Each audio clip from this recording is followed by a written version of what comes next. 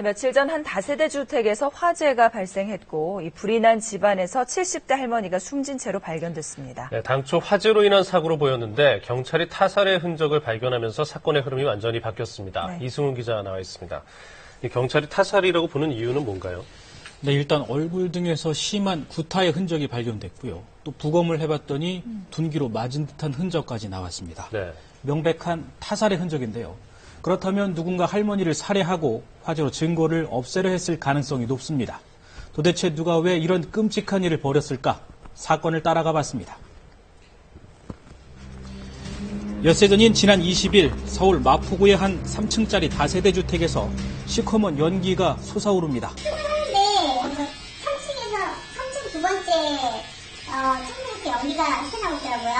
그래가지고 거기 아가씨한테 빨리 올라가 보라고 해놓고 바로 119에 신고했었어요. 화재가 난 건 이날 오전 10시 45분쯤.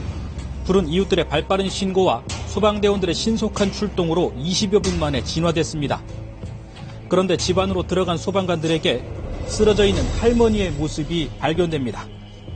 도착을 했을 때는 그 창문 쪽에서 이제 유독가스가 새어나오고 있는 상태였고, 안방 문을 열고 들어갔을 때 불이 이제 천정으로 이렇게 안방에서부터 올라오고 있었어요.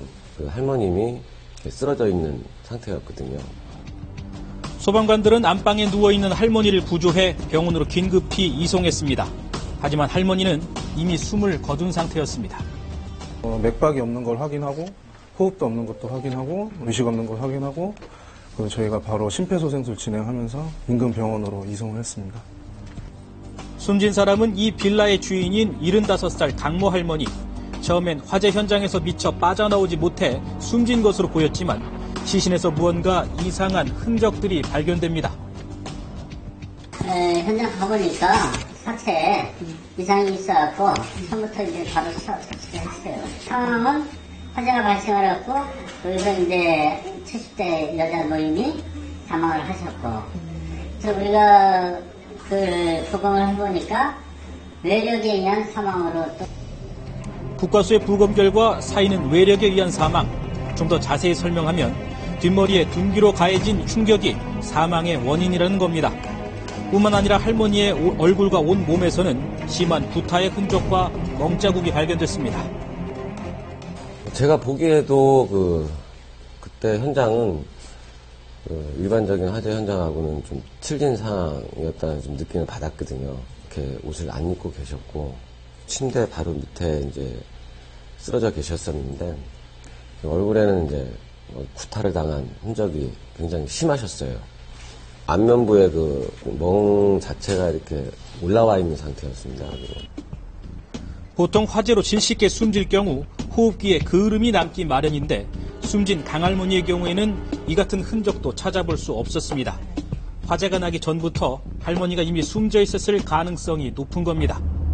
경찰도 이런 점으로 미뤄 누군가 강할머니를 살해한 뒤 사고로 위장하거나 현장에 남은 증거를 없애기 위해 일부러 불을 지른 것으로 보고 있습니다. 일단은 우리도 추정상이요 방화로 보고 있고 부검을 해보니까 외력에 의한 사망으로 또 이제 부검 결과가 나왔고, 따라서 우리는 사살 용의를 갖고 지금 수사 중입니다. 칠순을 넘긴 고령의 노인을 누가 왜 잔인하게 폭행해 살해하고 또 집안에 불까지 질렀을까? 경찰은 주변 인물들을 포함해 다양한 가능성을 열어두고 수사를 하고 있습니다. 숨진 강할머니가 이곳으로 이사를 온 건 1년 전쯤. 워낙 조용하고 조심스러운 성격에 강할머니에 대해 잘 아는 이웃은 많지 않았습니다. 할머니는 동네에 잘 안 다녀요. 잘 안 놀아요. 가까이 있는 사람이 들는 거 모르는데 그런 분들은 잘 없는 것 같아요. 잘 안 지나다니니까 우리 얼굴은 몰라요. 혼자 살던 강할머니의 일과는 오전에 수영을 다니는 것, 그리고 일주일에 한두 번 동네 노인들이 모이는 작은 사무실에 들르는 일이었다고 합니다. 할머니는 이 사무실에서 만나는 사람들과 식사도 하고 종종 어울렸다고 하는데요. 사건이 일어나기 하루 전날에도 이곳에 들렀었다고 합니다. 전날은 같이 나왔잖아요. 우리하고 같이 계속 같이 있는 사람 많자. 강할머니는 함께 화투를 친 노인 2명과 기분 좋게 술자리를 가진 뒤 헤어졌다고 합니다. 그게 주변 사람들이 목격한 강할머니의 마지막 모습이었습니다. 화투를 쳐가지고 돈을 이제 따면은 가서 이제 밥을 먹든가 술을 먹든가 하니까 봐요. 특이할 만한 건 사건 당일 할머니의 평소 생활 습관과 달리 집 현관문이 열려 있었다는 점. 그 할머니가 되게 조심성이 강하신 분이거든요. 그걸 제가 어떻게 하냐면 연장 같은 걸 빌리잖아요. 그 연장을 빌릴 때 항상 문을 이렇게 이것까지 잠그고 저 확인을 하시고 열어서 주시던가 그랬거든요. 의심 없이 문을 열어줄 정도로 친분이 있는 사람. 할머니를 잘 아는 누군가가 사건 당일 집안에 들어갔다 나왔을 가능성이 높은 것으로 추정되는 대목입니다. 전문가들도 얼굴에 남은 심한 부탁 흔적 등 저 범행의 잔인성으로 미뤄 강도 등의 범죄보다는 원한관계에 의한 면식범의 소행일 가능성이 높은 것으로 보고 있습니다. 거의 90% 이상 원한관계나 또는 아주 심각한 치정관계, 이런, 그 다음에 금전관계에서도 정말 죽이고 싶을 정도의 극도의 분노가 있는 상황 아니면 얼굴을, 시신을 그렇게 심하게 훼손시키는 상황은 발생하지 않습니다. 원한관계에 의해서 아예 노리고 들어간 거죠. 경찰은 사건 당일 현장 주변을 배회하던 한 남성이 누군가에게 자신이 강할머니를 살해했다고 털어놓는 장면을 목격했다는 제보를 접수하고 해당 남성을 소환해 당일 행적을 조사하기도 했습니다. 하지만 이 남성은 현재 혐의를 완강히 부인하고 있는 것으로 알려졌습니다. 주변 인물들도 있고 가깝게 지내는 사람도 있을 수 있고 그래서 DNA하고 탐문을 일단 주변에서부터 하면서 점점 넓혀가고 있는 중이에요.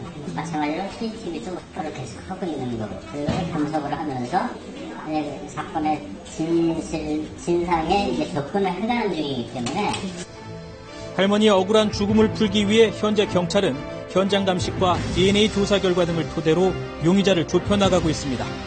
신씨는 말이 없지만 진실은 꼭